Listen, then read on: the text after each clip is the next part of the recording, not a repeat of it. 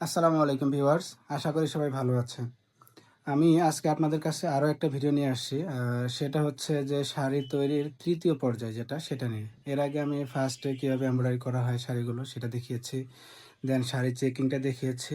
তো আজকে দেখাবো শাড়ি চেকিংয়ের পরে আমাদের শাড়িটা যে কিউরিং করা হয়, সেই কিউরিংয়ের ভিডিওটা আজকে দেখাবো আপনাদেরকে। আর আরেকটা কথা বলি যে কিউরিংটা হচ্ছে মূলত আয়রন যেটাকে বলে, বা শাড়িটার জরিটা বা গ্লেজটা যেন একটু বৃদ্ধি পায়, তার জন্যই করা হয় মূলত। তো চলুন আপনাদেরকে আজকে কীভাবে শাড়ি কিউরিং করা হয় সেই ভিডিওটা আপনাদেরকে দেখাই। शादी में मेरा सपना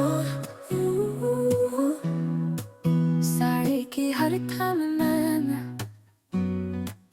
अपने ख्वाबों को लपेटूं रंगों की इस दुनिया में हाँ, हर पल खुद को बुनूं जब साड़ी लहराए हवा में मैं भी थोड़ा मुस्काऊं धूप की किरण जैसे छू जाए मैं खुद को फिर से पाऊं जोड़ी की खनक